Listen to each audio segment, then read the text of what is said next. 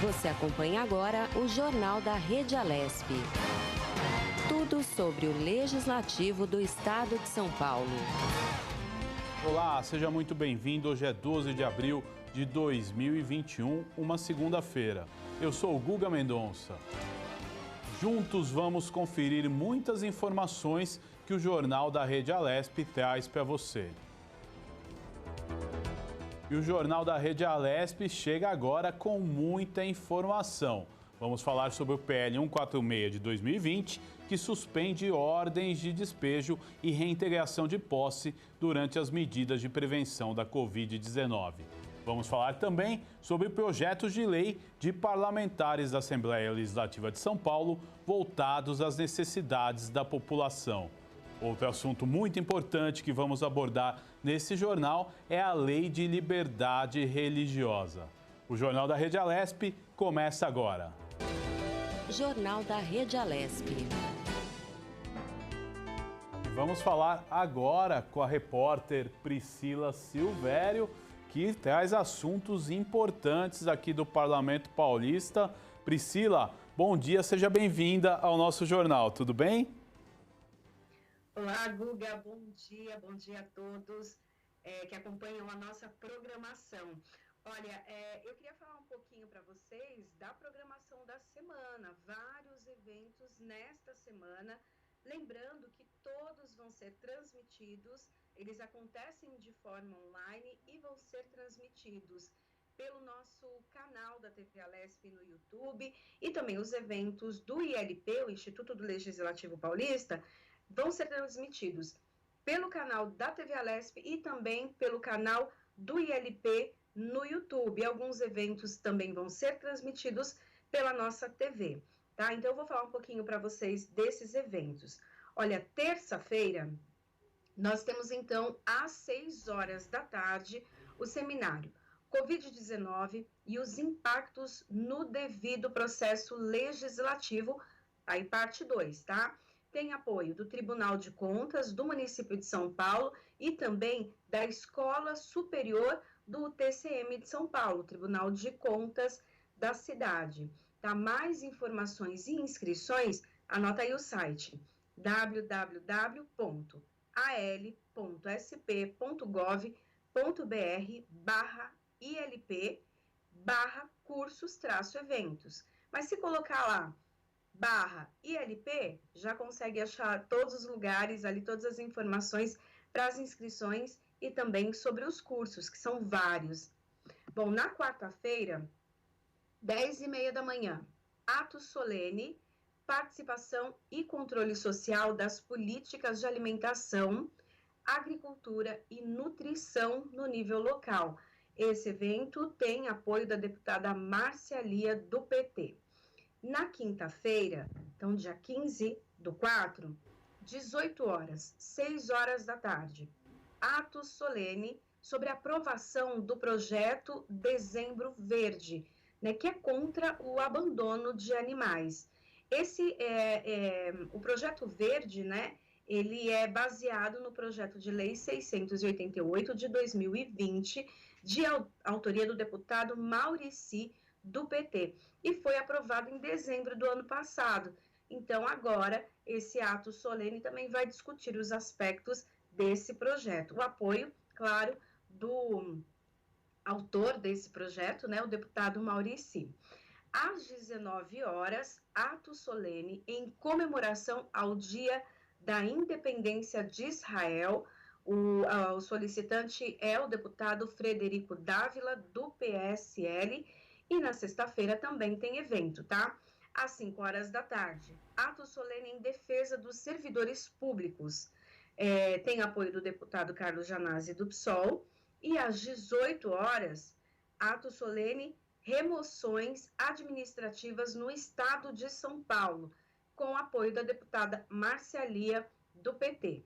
Lembrando também, Guga, que de segunda a sexta-feira, nós temos o Tribuna Virtual, a partir das 2h30 da tarde. Como nesse momento não acontece de forma presencial, por conta das medidas contra a Covid-19, então os deputados usam esse tempo de forma virtual, como se estivessem ali no JK, né, no plenário Juscelino Kubitschek, e tem um tempo ali para poder falar de temas variados. Bom, Guga, por enquanto é isso. Depois eu volto com mais informações.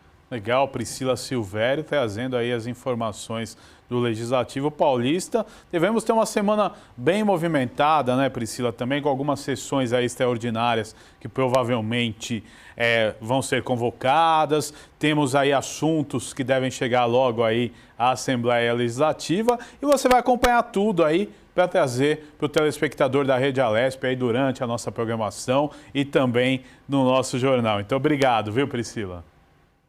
É isso mesmo, Guga. E também toda a programação é possível rever, né, assistir novamente pelo nosso canal no YouTube, o canal da TV Alesp. Então, não tem desculpa para ficar desinformado. Tem tudo lá, tudo que a gente faz na TV também está lá. Obrigada, Guga. Inclusive o jornal da Rede Alesp, você também acompanha aí, você pode assistir a reprise em nosso canal no YouTube, sempre aí trazendo a informação para você que está conosco no canal do Parlamento Paulista. E parlamentares debateram no programa Tribuna Virtual o retorno do Estado de São Paulo à fase vermelha do Plano São Paulo.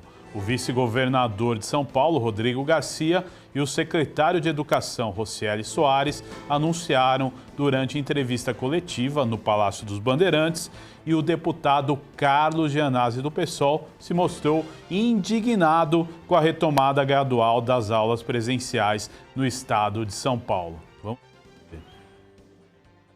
Deputado Carlos Gianazzi do PSOL criticou a retomada gradual das aulas presenciais no estado de São Paulo. As atividades recomeçam nesta segunda-feira, dia 12. O retorno dos alunos, que não é obrigatório, deve acontecer a partir da próxima quarta-feira, dia 14 de abril.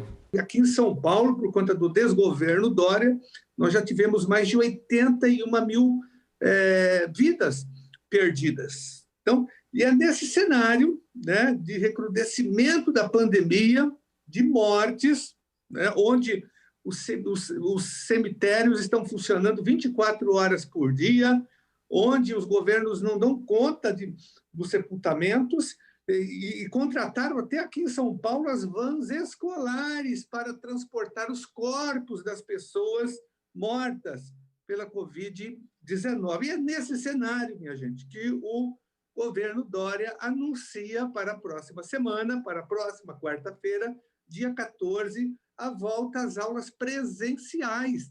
A manifestação do parlamentar foi no programa Tribuna Virtual da Rede Alesp. Na mesma edição, o deputado Carlos César do PSB comentou algumas medidas anunciadas pelo governo de São Paulo na última sexta-feira. Que agora, na fase vermelha, algumas coisas que antes estavam proibidas estão sendo flexibilizadas, como, por exemplo, a volta do futebol. Nada contra o futebol, pelo contrário, tudo a favor. Agora, no futebol, você vai movimentar, no mínimo, mais de 1.000 pessoas estarão ali naquele jogo trabalhando, seja cinegrafista, seja roupeiro, seja motorista do ônibus, seja massagista, seja a equipe técnica, seja os 22 jogadores em campos, a equipe de arbitragem, os bandeirinhas, enfim, toda essa movimentação são mais de 1.000 pessoas, jornalistas, pessoas que ficam fora do estádio, enfim. E agora, desde que seja até as 8 horas da noite, o futebol está liberado. Mas a igreja não. Igreja tem que permanecer fechada, nem que seja com 25% da sua capacidade, cumprindo todos os protocolos, como foi dito pelo ministro Nunes Marques. Isso não pode. O deputado Adalberto Freitas, do PSL, parabenizou a iniciativa da proposta de unificação de programas do governo paulista por meio do projeto de lei que já tramita na Assembleia Legislativa de São Paulo. Chama Bolsa do Povo, que vai unir os programas sociais de emprego, né, que é o Bolsa Trabalho, a educação, né, a qualificação profissional, que é o Bolsa Auxílio, o incentivo ao esporte, que é a Bolsa Esportivo, a habitação, que é a Bolsa Aluguel, a saúde, que é a contratação de agentes para o apoio, e a assistência social, que é a Bolsa Renda Cidadã. É mais uma medida que o governo de São Paulo, na vanguarda, está saindo na frente para tentar aí ajudar a população nesse momento terrível que estamos passando. Aí você acompanhou tudo o que aconteceu no Tribuna Virtual da última sexta-feira. E estudo clínico final sobre a Coronavac, divulgado ontem, domingo, mostra que a eficácia da vacina é maior do que nos resultados iniciais divulgados entre dezembro e janeiro do ano passado. O estudo foi feito pelo Instituto Butantan, que produz a vacina em parceria com a farmacêutica chinesa Sinovac. Segundo artigo científico encaminhado para revisão e publicação na revista científica Lancet, uma das mais respeitadas do mundo, a eficácia para casos sintomáticos de Covid-19 atingiu 50,7% ante os 50,38% informados no estudo inicial. Ou seja, a vacina reduz pela metade os registros de novos casos de contaminação do coronavírus em uma população vacinada. Segundo o estudo encaminhado neste domingo, a eficácia da Coronavac pode chegar a 62,3%, com intervalo de mais de 21 dias entre as duas doses da vacina. O estudo diz, no entanto, que a eficácia mínima da vacina já aparece na segunda semana depois da primeira dose. O índice de eficácia global aponta a capacidade do imunizante de proteger em todos os casos, sejam eles leves, moderados ou graves. O número mínimo recomendado pela Organização Mundial de Saúde, a OMS, é também pela Agência Nacional de Vigilância Sanitária, Anvisa, que é de 50%. Está aí a Coronavac com números um pouco maiores. Os resultados também apontaram que para os casos que requerem assistência médica, a eficácia da vacina variou entre 83,7% e 100%. Quando o estudo preliminar que subsidiou a autorização do uso emergencial do imunizante no país indicava entre 78% e 100%. Participaram do estudo, entre 21 de julho e 16 de dezembro de 2020, 12.396 participantes, todos voluntários, e em 16 centros de pesquisas brasileiros. Todos receberam ao menos uma dose da vacina ou placebo. Desse total, houve 9.823 participantes que receberam as duas doses. Ninguém morreu por Covid-19 durante o estudo. E o estado de São Paulo começa a vacinar contra a Covid-19 os idosos de 67 anos, hoje, segunda-feira. A imunização dessa população inicialmente estava prevista para a próxima quarta-feira, dia 14, mas foi antecipada pelo governo. A expectativa é de vacinar 350 mil pessoas dessa faixa etária. O pré-cadastro da vacina para essa população também pode ser feito pelo aplicativo WhatsApp. Para preencher o formulário, é necessário mandar uma mensagem para o número 0 operadora 11 952 20 2923. No sábado, dia 10, o estado começou a vacinar os profissionais da educação a partir de 47 anos. Na capital paulista, a vacinação dos servidores foi feita inicialmente apenas nos postos de drive-thru e nas AMAs integradas do sistema. Nessa segunda-feira, passa a ocorrer em todas as unidades básicas de saúde e nos centros e escolas.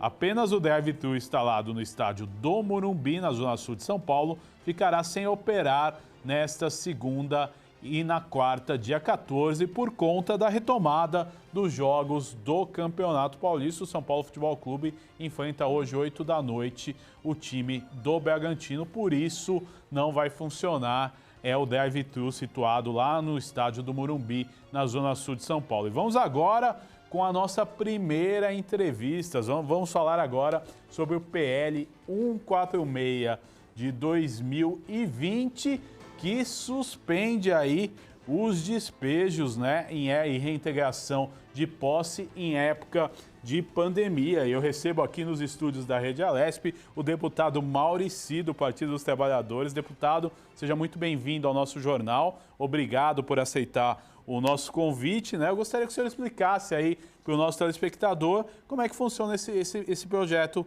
de lei que o senhor apresentou. Bom dia, Guga. Obrigado. Bom dia a todas as pessoas que nos veem aqui pelo Jornal da Rede Alesp. Esse projeto de lei, ele vem, digamos que, corrigir ou evitar que se cometam mais injustiças contra a população mais pobre. O que ele faz, ele tem o condão de suspender os despejos durante o transcurso da pandemia. Na verdade, é um projeto de lei originalmente da autoria da deputada Alessi Brandão, do PCdoB, e do deputado Jorge do Carmo, do PT, que eu tenho a honra e o prazer de ser coautor. Agora, deputado, as pessoas têm muita preocupação nessa época de dificuldade aí, né, no emprego, né? Muitas pessoas perdendo emprego, muitas pessoas sem chance aí de até sair para a rua, né, para buscar o seu ganha-pão, né? Como é que o senhor vê uma iniciativa como essa? Porque eu tenho certeza que muitas pessoas hoje estão preocupadas em pagar o seu aluguel, estão preocupadas aí com dívidas em relação a isso. Como esse projeto ele vai ajudar estas pessoas? É exatamente isso, Guga. O mundo praticamente parou para aqueles que têm alguma coisa. Porque para aqueles que nada têm, para esses o mundo não parou. As contas continuam chegando, correto? Os empregos continuam desaparecendo. Então, para essas pessoas, as mais desfavorecidas, essas ficam ao sabor dos ventos. Se bem que vento a essa altura não é uma coisa tão má, na verdade, mas ficam ao sabor de todas as intempéries. Então, você evitar o despejo é justamente proteger uma pessoa que, por falta de renda, pela situação que está vivendo, não consegue saldar o seu aluguel. A pessoa que tem a casa própria ou a casa de ganho, a casa de aluguel, bem ou mal tem maneiras de se sustentar. Claro que nós estamos falando da regra, não estamos falando da viúva, do pobrezinho e tal. Não é disso que nós estamos falando. Nós estamos falando, por exemplo, da ocupação de uma área privada onde um monte de famílias dependem daquele teto para sobreviver. É justo que haja despejo naquele momento dessa população? É disso que nós estamos falando. Agora, cerca de 222 mil pessoas chegaram aí à situação de rua, né? E com a pandemia isso só agravou, né? O senhor acha que deveriam haver mais políticas públicas, e aí eu falo em todas as instâncias aí, para que a gente pudesse solucionar a situação dessas pessoas? Guga, primeiro o PL em questão vai justamente evitar que mais pessoas fiquem em situação de rua.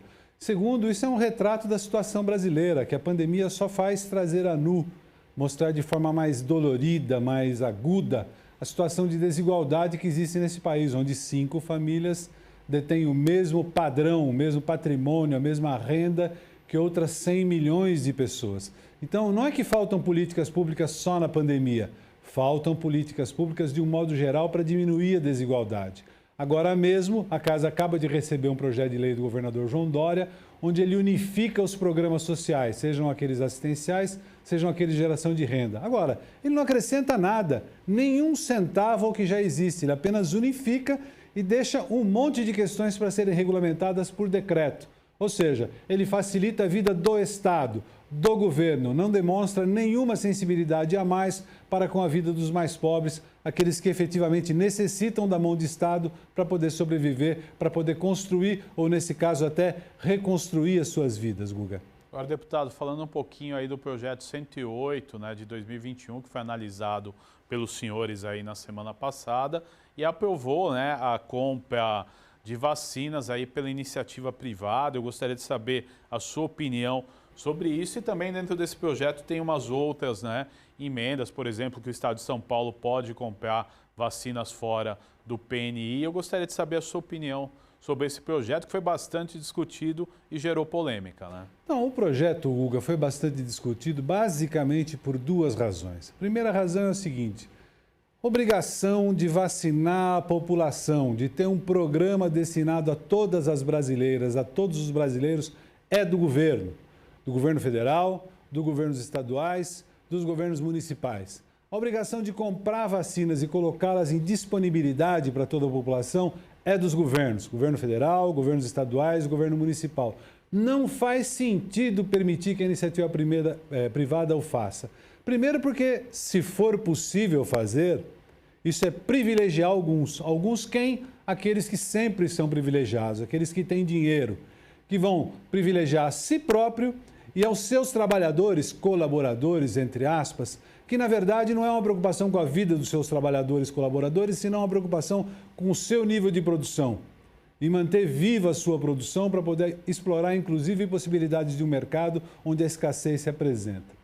Segunda questão é assim, vacina não se encontra na padaria, não se encontra na farmácia. Os governos têm tido dificuldade de comprar vacinas para vacinar a sua população. Que dirá a iniciativa privada? Terá mais dificuldade ainda.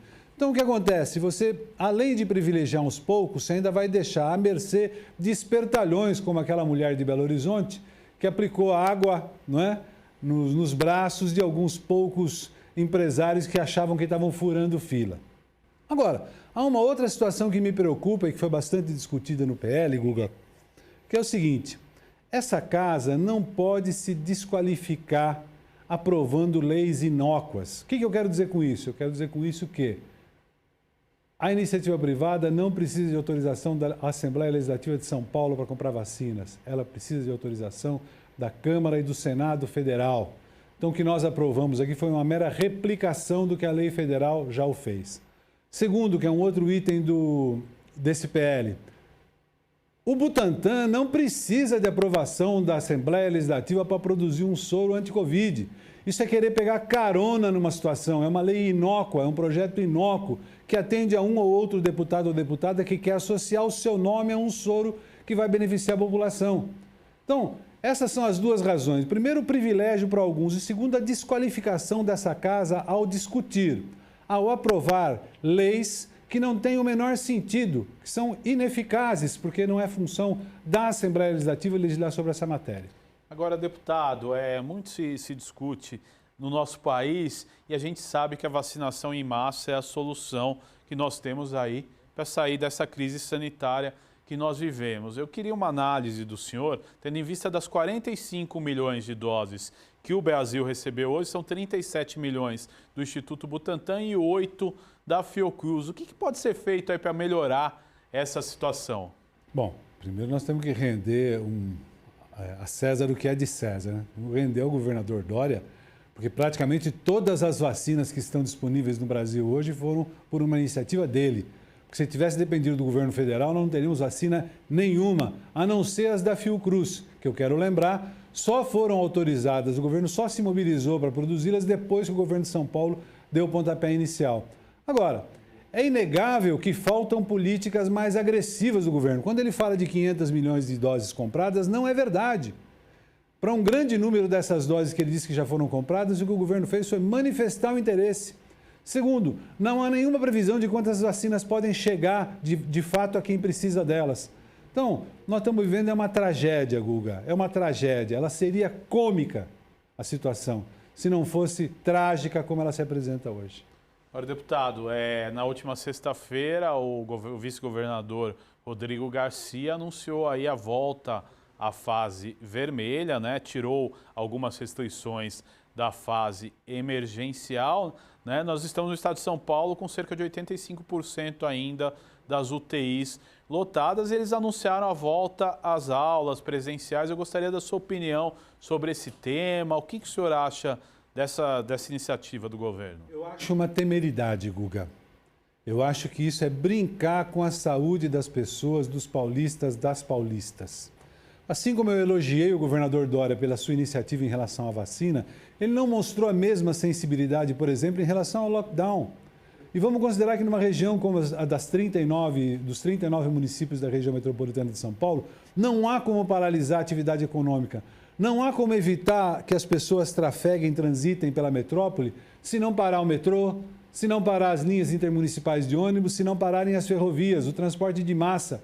E o governo estadual não teve a coragem de fazer isso, deixando os municípios à sua própria sorte, diminuindo em muito a capacidade dos municípios de legislar sobre o ir e vir dos seus cidadãos numa situação de pandemia. Isso só nos mostra, Guga, o quanto foi nefasto, negativo para o Brasil e em especial para São Paulo, o abandono da agenda metropolitana, o abandono da discussão da intersecção entre os municípios, da colaboração entre os municípios. Porque se a gente tivesse hoje uma autoridade metropolitana, como rezava a Carta dos Municípios, a Carta da Metrópole, nós teríamos vivido uma outra situação. Deputado, aproveitando, né, a sua experiência, o seu conhecimento, o senhor teve atuação aí na Grande São Paulo por muitos anos, né, no próprio município de Santo André, Franco da Rocha. Como é que está a situação dessas regiões, né, que ficam perto da capital, mas às vezes não tem a mesma estrutura da capital? Como é que está? Tanto aí o senhor fazendo um apanhado do comércio, dos hospitais, como é que a população da Grande São Paulo está? A situação é dificílima porque, como eu disse, as cidades, os 39 municípios são regiões conurbadas. Você não consegue estabelecer claramente onde é a divisa de um e de outro. Quer dizer, você tem a divisa política, administrativa, mas as pessoas no seu dia a dia não notam onde é que estão essas diferenças, essas divisas. Então, é um ambiente extremamente propício para o contágio de um vírus que tem uma agressividade tão grande quanto esse coronavírus e as suas novas variantes. Então, a situação é deplorável. Franco da Rocha, que você mencionou, por exemplo, é um município que apresentou mais mortes por Covid na região metropolitana de São Paulo. Isso não é por falta de ação, é por falta de estrutura. É um município que, fora o hospital estadual, não tem um leito de UTI. Como fazer frente a uma situação como essa, com uma unidade de pronto atendimento procurando dar conta da terapia intensiva? E, ao mesmo tempo, o governo estadual agora criou 10 vagas de UTI no município de Franco da Rocha. É claro que falta assistência do governo federal para custear. O governo federal fica mentindo, dizendo que liberou bilhões e bilhões para os estados e municípios. Isso é mentira. De verdade, ele tem criado todas as dificuldades possíveis para financiar, inclusive, leitos de UTI, para financiar, inclusive, providências que municípios já tomaram para combater a pandemia. O governo federal está prestando um desserviço à sociedade brasileira, Guga. Deputado, estamos ainda no início de um ano difícil, um ano conturbado, né, pela questão da crise sanitária. Muitos acharam, né, que com a virada do ano tudo ia melhorar e não foi essa a realidade que a gente encontrou. Eu gostaria de saber um pouco do seu mandato aqui na Assembleia Legislativa, que é um mandato novo também, né? O que o nosso telespectador e também o seu eleitor podem esperar aí desse ano de 2021, tirando um pouco essa ação da crise sanitária, mas nos outros eixos que envolvem o seu mandato? Um mandato, Guga, no meu caso em especial, porque quando eu chego ao mandato, quando eu chego à Assembleia Legislativa, eu já chego no meio da pandemia. E o mandato popular, Guga, é um mandato de movimento. Você tem que estar em constante ligação com as suas bases. E no meu caso, que trabalho mais com comunidades, com a população mais pobre, mais desassistida, o acesso à internet não é nem a inclusão digital do ponto de vista de saber lidar com o equipamento, embora isso seja um problema, mas o acesso às redes, ao Wi-Fi, dificulta demasiado. Então, o meu mandato acaba se restringindo muito às lives e à atuação dentro do parlamento, o que dificulta muito fazer avançar os compromissos que a gente tem. Entendo. Mas eu imagino que agora, com o Butantan produzindo mais vacinas, com a sociedade forçando o governo a liberar a compra de mais vacinas pelo mundo, nós vamos ter condição de enfrentar a pandemia e no segundo semestre, eu sou um otimista, acho que a vida do brasileiro pode voltar ao normal, pelo menos desse ponto de vista, porque aí nós temos que recuperar a nossa capacidade de produzir, a nossa capacidade de empregar, as pessoas precisam voltar a cuidar das suas famílias e nós podemos ter condição maior de combater um outro inimigo terrível que a sociedade brasileira está enfrentando hoje, que é a fome, que já tinha sido erradicada anos atrás, mas que volta agora com força total.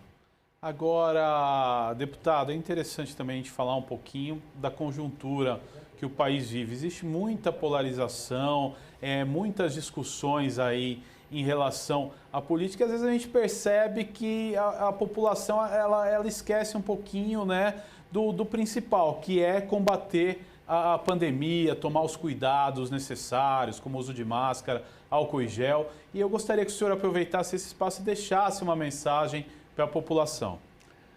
Não é fácil, Guga, não é fácil porque as pessoas estão vendo a vida difícil que está aí fora, correto? E na periferia da Grande São Paulo, por exemplo, a juventude vai ter medo de vírus, que é uma coisa tão longe, tão longínqua na cabeça delas. As pessoas têm que lidar com a fome, com a violência, têm que ter medo de tiro, não é isso? É o que elas têm. Então o vírus acaba sendo uma ameaça longínqua, mas ela não é. E nós precisamos ter clareza disso. Esse é um momento difícil, nós precisamos atravessar esse momento difícil com o resguardo, com o isolamento social, com a utilização de máscaras, com evitar festas, evitar os pancadões, evitar aglomerações, porque isso só serve à doença e só serve a quem nos quer exterminar. Exatamente. Deputado Maurici, eu quero agradecer a sua participação nesse jornal da Rede Alesp dessa segunda-feira. É sempre uma honra recebê-lo. Muito obrigado, viu? Sou eu quem agradece. Um grande abraço a todas e a todos. Obrigado, deputado. Este foi o deputado Maurici, do Partido dos Trabalhadores, que participou aqui com a gente, falando aí de vários assuntos relativos à pandemia, e o PL 146 de 2021, de autoria dele com mais 2 deputados, a deputada Alessi Brandão, do PCdoB, e o deputado Jorge do Carmo, do PT, que visa aí interromper despejos, e reintegração de posse em tempos de pandemia. Vamos a mais notícias. Em coletiva de imprensa realizada no Palácio dos Bandeirantes, em São Paulo, o vice-governador de São Paulo, Rodrigo Garcia, e outras autoridades falaram sobre a nova fase do Plano São Paulo e outras medidas de combate à pandemia. A reportagem é de Júlia Stanzioni. O vice-governador, o Rodrigo Garcia, falou sobre o retorno do estado para a fase vermelha após quase um mês na fase emergencial. Inicialmente, essa fase será entre 12 a 18 de abril. Essa medida que foi tomada hoje pela manhã, através do diálogo com o centro de contingência, com a equipe de secretariado e com o governador João Dória, mostra claramente que a medida tomada na fase emergencial, o esforço feito pela população, pelo governo de São Paulo nas últimas semanas, começa a dar resultados. E para isso eu gostaria de fazer aqui uma apresentação bem objetiva para que a imprensa e a população possa compreender exatamente o porquê deste avanço para a fase vermelha do Plano São Paulo. Nós tivemos, ao longo dessas últimas semanas, avanços importantes na contenção da pandemia aqui no estado de São Paulo. É importante lembrar a população que a contenção da pandemia se dá através de algumas estratégias, a principal delas, a vacinação. É importante lembrar que das 10 vacinas aplicadas no Brasil, 8 são produzidas aqui pelo Instituto Butantan, pelo governo do estado de São Paulo. A vacinação tem, portanto, um papel fundamental na contenção da pandemia. Além disso, o esforço do governo do estado, em parceria com as entidades filantrópicas, na abertura de leitos. Só nesses últimos 3 meses, ou seja, no ano de 2021, mais de 6.521 leitos foram abertos, leitos de UTI, representando um aumento na capacidade hospitalar de São Paulo de mais de 82%. E, complementarmente, as medidas de distanciamento e isolamento social. Algumas medidas da fase emergencial serão incorporadas na fase vermelha, como a recomendação do teletrabalho, escalonamento de horários de trabalho para diferentes setores, proibição de cultos religiosos presenciais e o toque de recolher entre 8 da noite e 5 da manhã. Com a mudança para a fase vermelha, as lojas de construção podem reabrir para atendimento presencial, os eventos esportivos podem ser retomados sem a presença do público e os pedidos podem ser retirados diretamente em lojas e restaurantes, o chamado take-away. A secretária estadual de Desenvolvimento Econômico, a Patrícia Ellen, destacou que a fase vermelha ainda é de várias restrições. A fase vermelha não é uma fase de flexibilização. Da forma que a gente está falando, está parecendo que a gente está fazendo um grande avanço e é importante não confundir a população nesse momento. Nós ainda estamos num patamar muito elevado de internações, de casos. Tivemos uma grande conquista, fruto do esforço da população, mas estamos em fase vermelha.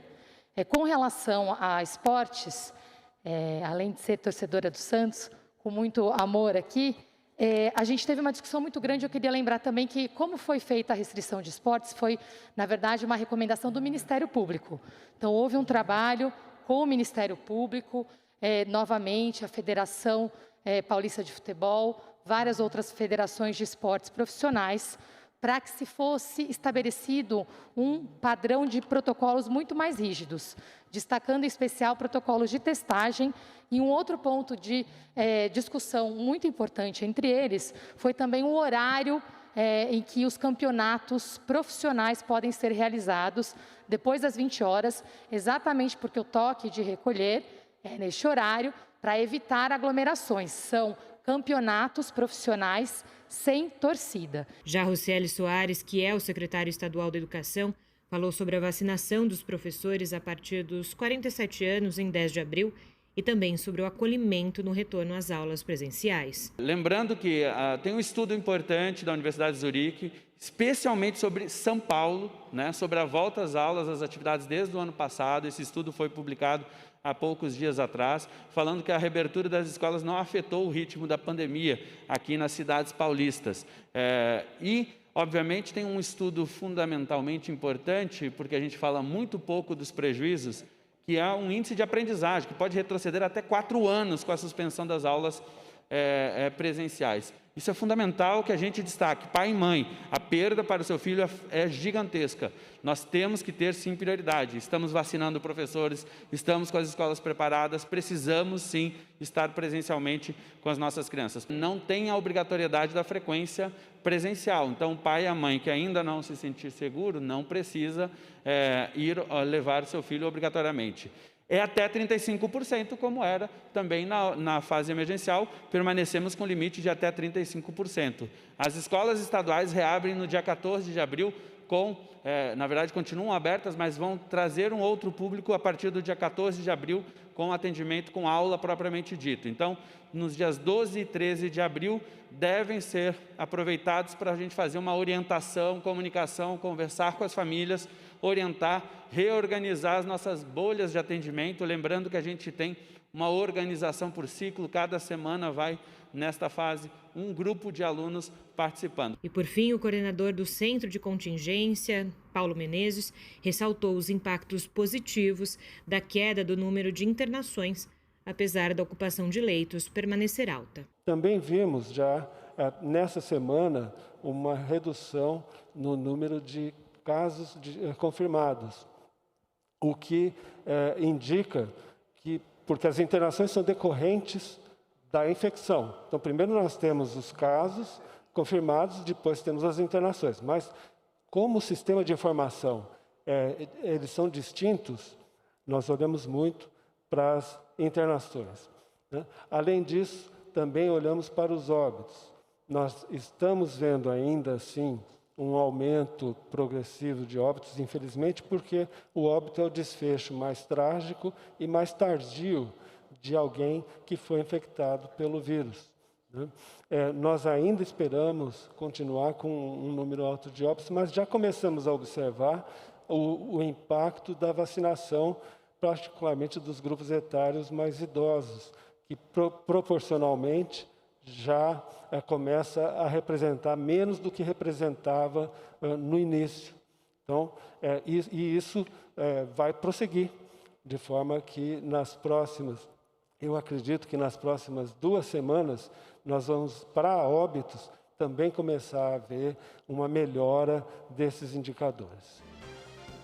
Você acompanhou aí um resumo da entrevista coletiva da última sexta-feira com os anúncios do governo do estado de São Paulo, a volta do estado à fase vermelha, né? O que muda é que lojas aí de material de construção e também os restaurantes, eles podem fazer a entrega, né? O takeaway, que é a entrega onde a pessoa pode retirar o alimento no restaurante. Também a volta das partidas de futebol, mas foi mantido, por exemplo, o toque de recolher das 8 da noite às 5 da manhã.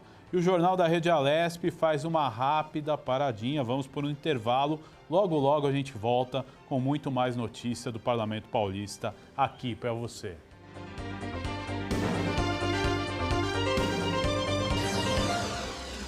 Você acompanha